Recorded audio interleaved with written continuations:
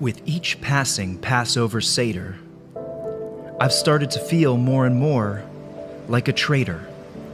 As I tell my kids about the freedom we're displaying through the wine and the stories and the praying, I'm not sure I believe what my own mouth is saying. And it's not because the matzah isn't savory or because I'm lacking examples of Jewish pride or bravery, but it's that I can't quite embrace with a straight face that we ever left slavery.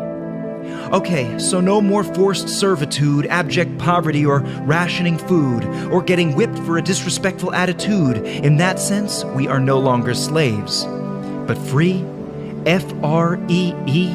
Would anyone here not agree that I am very far from being the complete master of me?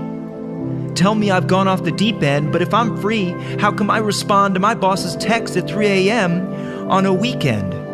I have been chained to corporate ladders, made to think that nothing else matters, selling my best years for those coveted careers. At least all that money buys freedom, everyone knows, but tell me where that extra income goes, if not to the slavish pursuit of possessions and clothes.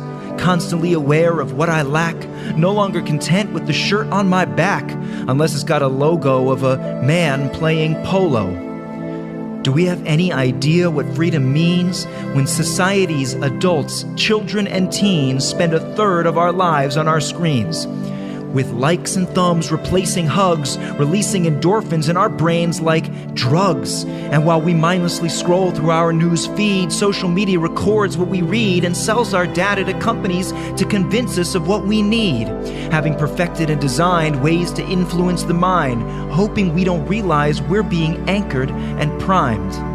Our desires are shackled on every side by chains of fast food and retail, and by the slave drivers of social media and email. So please forgive me if I don't believe it, that we are free just because we left Egypt. Unless the Haggadah was right, but we just didn't read it. And the truth is there, but until recent, it's been treated like a secret. That Passover was never meant to be a memory of a once-off event, and now that we're free, we can remain content? No, Egypt is now and here, and it's something we are living through again every year.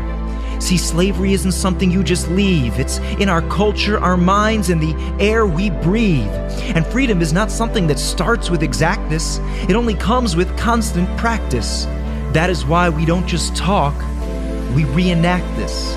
The whining, the dining, and the reclining is not just a ritual, it's redefining, reminding us that there is always another hill that needs climbing, always another perspective that we've missed, always an inner urge or social pressure to resist.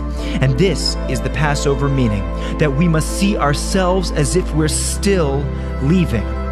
So when I look at my children's eyes all gleaming from the excitement of the stories we're reading, I begin my Seder with the same small plea that I've said before and my father used to tell me. This year we are slaves, but next year, may we finally be free.